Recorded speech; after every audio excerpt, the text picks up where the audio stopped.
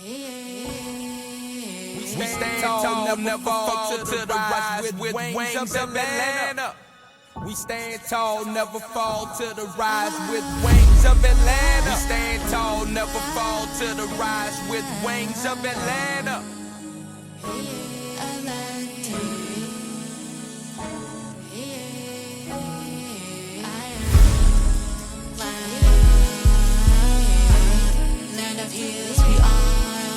Kings, we are restless.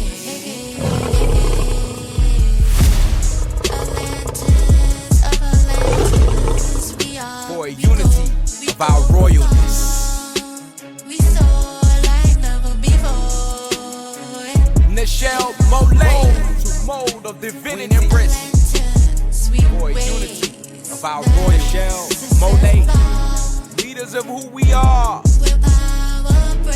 Atlantans, never fall from greatness. We forever stand tall.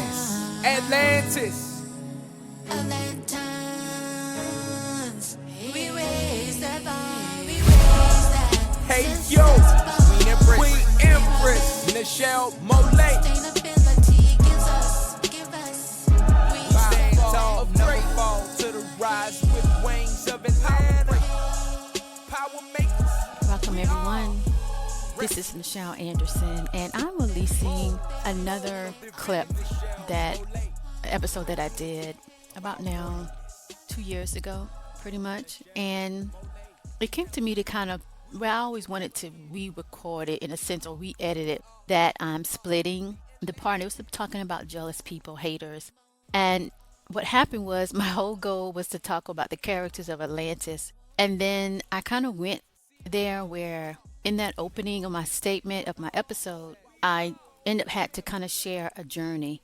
And that was being just constantly dealing with, as I was growing up, even thereafter, what have you, I dealt with jealous people, particularly when I wrote the book, Mitzrayim, a memoir of a past life in ancient Egypt. And I kind of went there and told about, my journey when I wrote my second book, which is about corporate America. And after that, I noticed that people was kind of, I was raw with it, that people was interested, it was downloading it, and so forth. So I thought, later on when I get time, I'm going to split it so when people can actually see I want this to be focusing on this topic.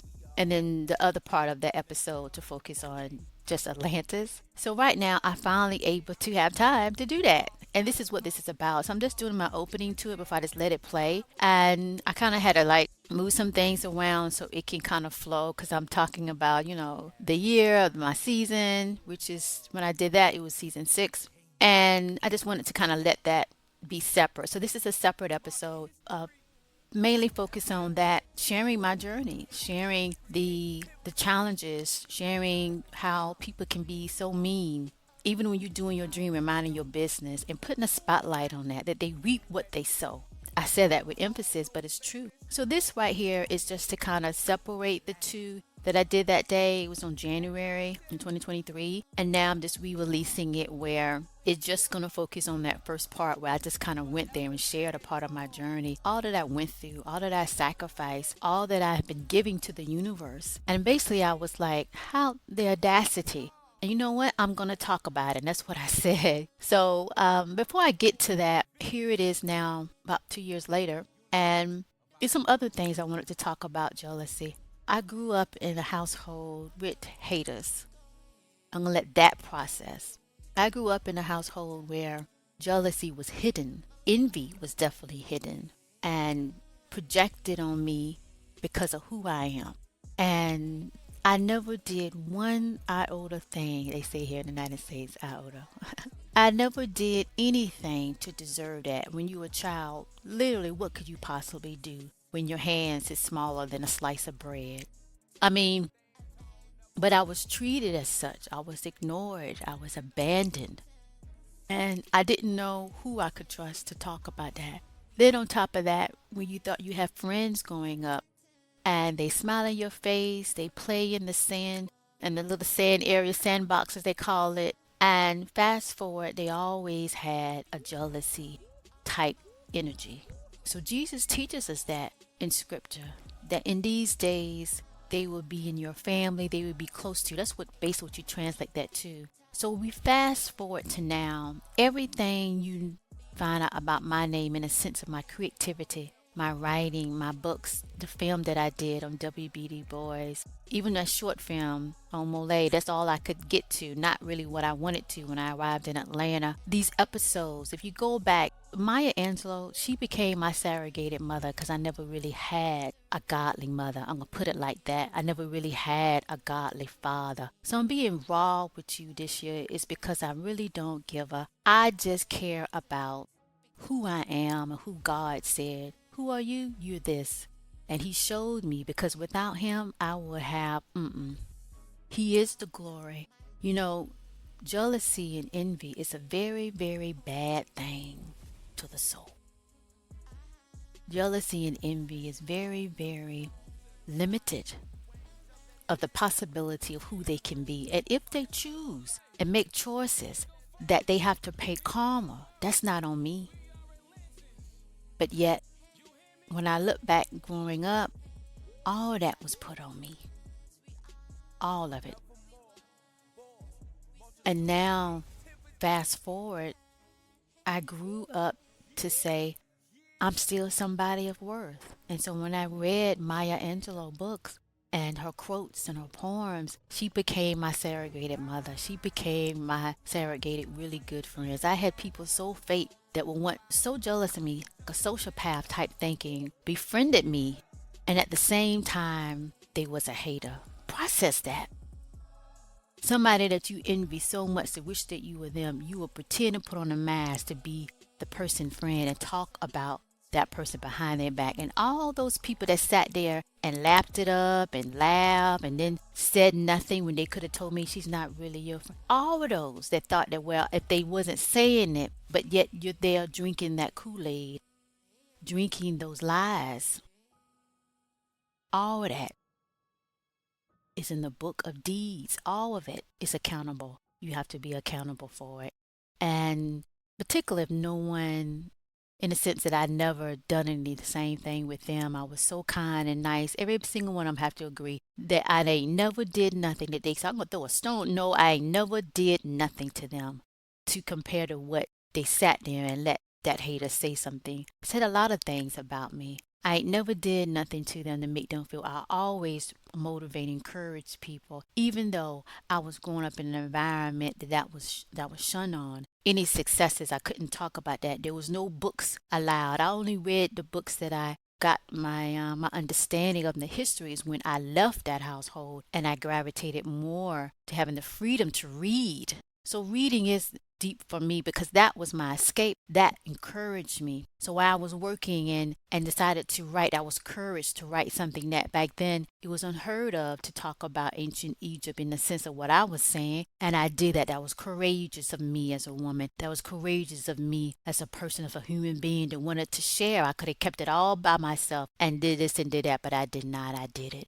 And every extra that I had, I just put it to the side so I can get it published. And then I finally had enough money to publish it myself. And then I had this other book that I started, and I did that. I did all the work, all the effort. See, people that are jealous and haters, they want the glory. They want the attention. They want the whole table of the feast. They want the glory, but they don't want to do the story. A wise person said it like this: there is no glory without your story. So then they want to take. No, you're not going to take from me. And before I could even say that, God made sure that wasn't so. So this part of this episode that I kind of went there when I was talking about Atlantis, the character breakdown, it's me sharing that part. That was one of many. I had a lot, y'all. They did what they said about me, laughed and giggled. They ain't laughing now. For 8 years, I did this podcast show, and I did another one. I could have just left it with one. I did 2. And that's giving. You give and you shall receive. But with jealous haters, they never want to give. They never want to wait. It's always about them. Mind you, this is over 20 years since I wrote my Egypt book. I have not got to the point that I can do my film. I've been doing everything else for other people or doing other things. They say, well, do this anyway. I've been doing it all this long. In the meantime, every episode that I did, those first 3 or 4 years, I was doing it like it was like I was releasing 2 a week or every week. I think it was every week. It's a lot of work. Writing books is a lot of work. But I did all of that while they sitting there getting their nails done or getting their toes on or shining their cars or whatever or buying some new designer tennis shoes, whatever they was doing is self-indulgence. I'm giving back and I'm living my purpose. So why you be concerned about me? It's because they know their worth, which is not at the same of me. Haters and jealous and bullies, they are the worst of humanity because they want to take what your effort and what you put in, what you planted seeds for them to get the glory, even though there's no scriptures to say that's the formula, but yet they think that that's what it is. So everything that was said behind my back in high school, when I was growing up, or at jobs, oh my gosh, corporate, all of it, karma is real. And in his name, he shall balance it all. This is me. This is me, Nichel. And I gave, and I was sweet and nice and fair, and helped those. So when they don't speak the truth, and they hold on to it at like where they ain't being seen, no, God said he will bring things that are in the dark into the light. That's what's up. I do have plans to kind of like even expand on this topic because it's a spiritual type warfare. It's a balance, and you have to heal your own self to understand. And at the same time, hold on to your worth and idea, because guess what? I became successful. It's not what you have, it's who you are. So when I was told you're different, you're this and you're that, I'm like, I'm only like 5 or something. What did I possibly have? But what they was saying was they saw the Spirit of God. They saw the energy, the positive high vibration. They saw something that they wished they had. But if you stop being all about oneself and thinking one-sided and do the effort, all this work I did, all this work, podcasting is not easy. I wrote it, I recorded it, I edited it, I put it up, I market it, repeat. Come on, I did it all for 8 years.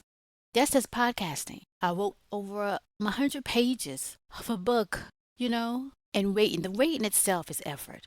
So that's my story, and this is my glory in his name. In his name, he has blessed me, and I put in the action, and these are my gifts. So in that, those haters and jealous people and all of that I grew up with, that never really amount to anything in the sense of giving, that's their pain. That's their karma. So we're going to go ahead and listen to this, and it's going to wrap up. And I just wanted to separate it because it needs to be discussed. It needs to be healed in the sense of those that was on the other end with that attack on being jealous at and being, haters on you. It needs to be separated. So hopefully you can find something to it. If you're drawn to this, it's a reason why. And to get that message that I was saying, no matter what, keep going. No matter what, you be what you was born to be, and you keep rising. That's like Maya Angelou said. I mean, once a person show you who they are, you believe them. So when they kept hearing successes of me, they should have done what she said, and you should have believed. I am a blessed woman in his name, and I do things that are of God and move forward. I put in the effort. And if you choose not to, that's not on me. All right, let's get into this episode. And thank you for tuning in. Have a blessed day. Welcome, everyone. This is Nichel Anderson. I'm your host for my podcast show, Nichel Anderson Short Stories and Beyond. So today is a new year, new beginning. We're going to do this. Today I'm going to focus on but today I want to go ahead and focus on that. So without further ado, my name is Nichel Anderson and I love writing. I love stories and writing them, of course. Of course, my dream here is in Atlanta is go ahead and continue to get to my path of filming, particularly of my book, Mitzrayim, a memoir of a past life in ancient Egypt. And my goal is to continue to write stories and bring them to life. I started this podcast going on, 6 seasons, and I really enjoy my podcasting. I'm able to connect and to expand on things that I don't have, much time to. And I create it and I move on to the next and I create. And it's a lovely experience.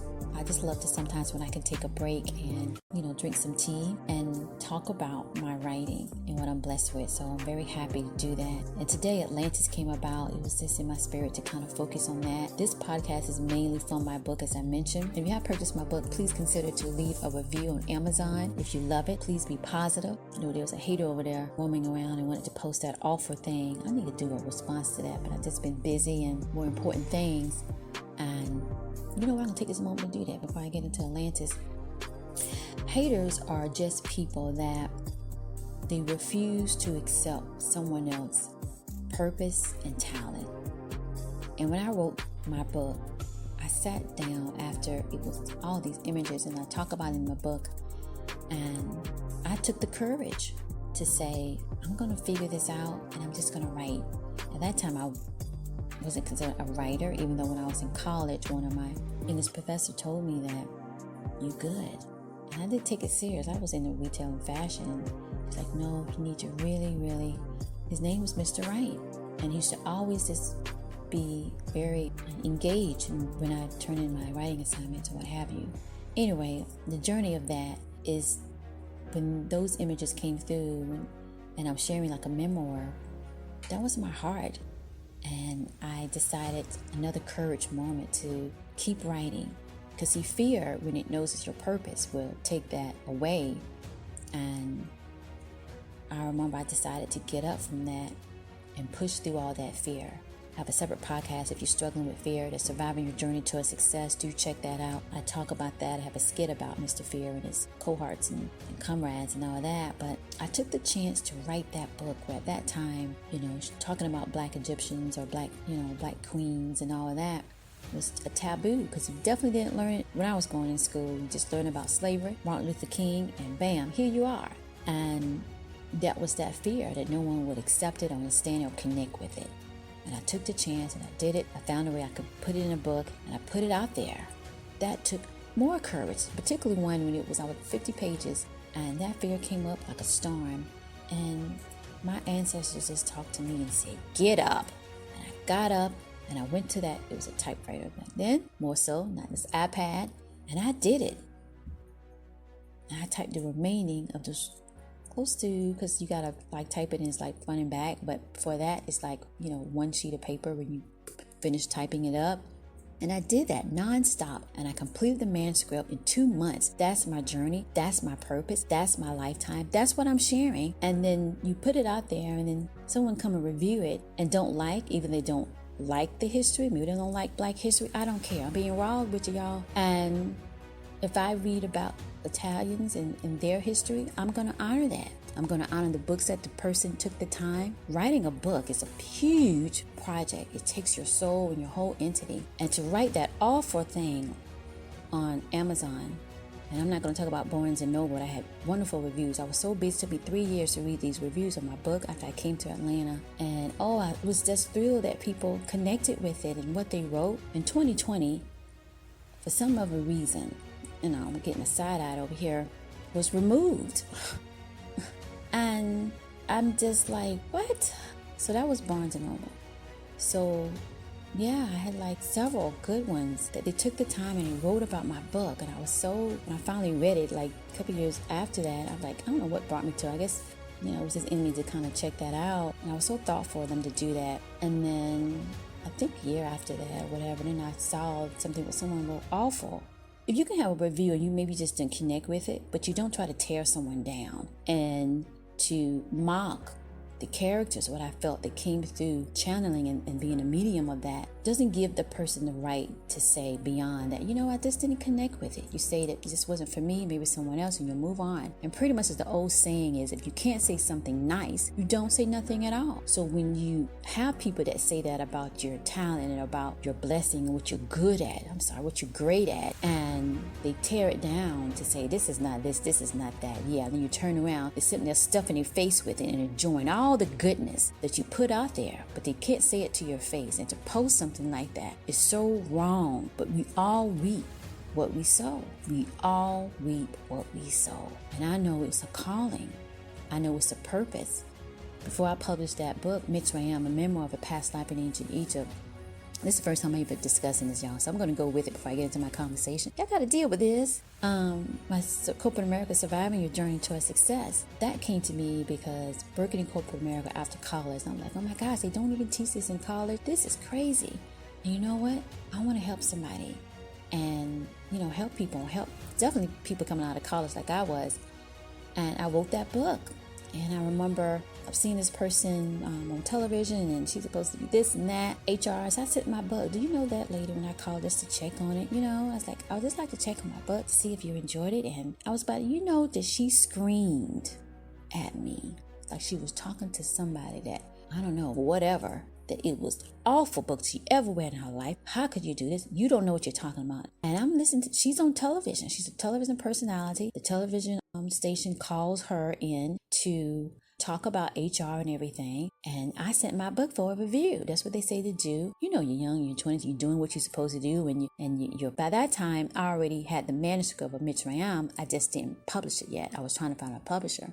I was doing it, y'all, even though that was unheard of to kind of talk about Black history in that form. And later on, I had this issue at the job in this company, and I thought to write a book about how you can survive it. Corporate America, Surviving Your Journey Towards Success. Just came up with the title. I even planned the whole filming of the picture on the front. I did that. I had permission to use the office at the company I was with. Yeah, so that right there was the first seed of my future of being here in Atlanta filming.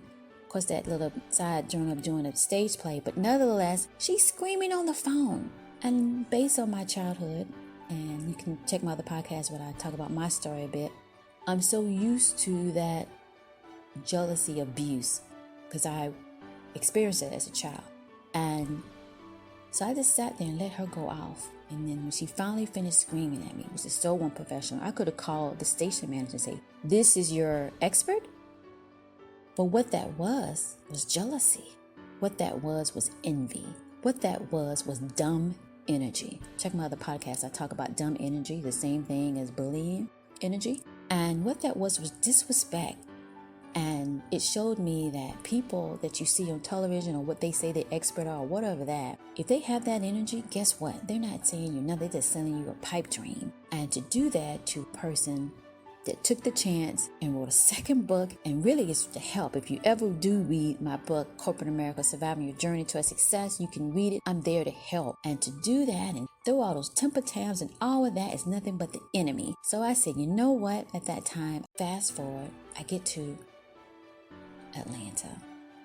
2 years later, I get an email.